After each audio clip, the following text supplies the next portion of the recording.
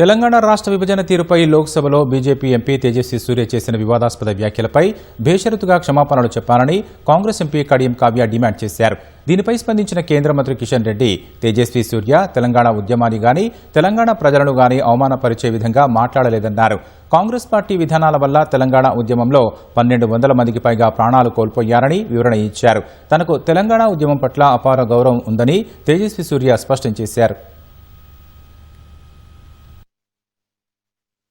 ఈరోజు బిల్లు గురించి మాట్లాడే ముందు ఒక తెలంగాణ ఆడబిడ్డగా బీజేపీ ఎంపీ తేజస్వి సూర్య తెలంగాణ ఆవిర్భావం గురించి ఇండియా పాకిస్తాన్ విభజన లాగా జరిగింది, ఘోరంగా జరిగిందని అనడము చాలా అసందర్భపు అవివేకపు మాటలు అధ్యక్ష.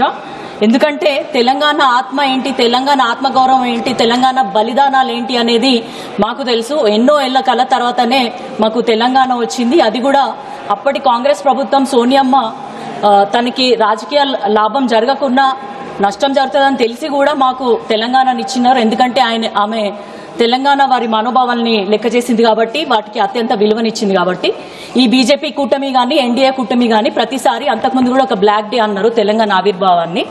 దీన్ని సమ్మతిస్తే గనక ఇంకోసారి మీరు అసలు తెలంగాణలో ఓటు అడగడానికి హక్కు మీకు ఉండదని నేను తెలియజేస్తున్నాను. కాబట్టి బీజేపీ వాళ్ళు బేషరతుగా క్షమాపణ చెప్పాలని నేను డిమాండ్ చేస్తున్నాను అధ్యక్ష. ఈరోజు ఉదయం ఈ యొక్క మహిళా రిజర్వేషన్ బిల్లు మీద మాట్లాడుతూ మన బెంగళూరు పార్లమెంట్ సభ్యులైనటువంటి తేజస్వి సూర్య గారు వారు మాట్లాడింది తెలంగాణ ప్రజలను కానీ తెలంగాణ ఉద్యమాన్ని కానీ మరి చిన్నబుచ్చే విధంగానో అవమానం చేసే విధంగానో వారు మాట్లాడలేదు. ఆ రకంగా మాట్లాడితే అది ఉపసంహరించుకుంటాం.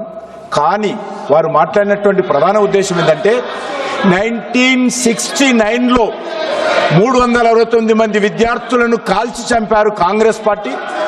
ఆ రోజు నుంచి 2014 వరకు కూడా ఉద్యమం జరిగితే 1200 మంది, ప్రపంచంలో ఎక్కడ లేదు 1200 మంది తెలంగాణ ఉద్యమకారులు ఆత్మహత్య చేసుకోవాల్సిన పరిస్థితి, బలిదానం చేసుకోవాల్సిన పరిస్థితి కాంగ్రెస్ పార్టీ యొక్క తప్పుడు విధానం కారణంగా, కాంగ్రెస్ పార్టీ యొక్క మోసపూరిత విధానం కారణంగా తెలంగాణ ప్రజలకు అన్యాయం జరిగింది.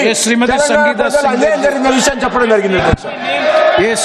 Speaker sir, I want to make it abundantly clear that my statement is being taken out of context. It is being twisted with a malicious intent.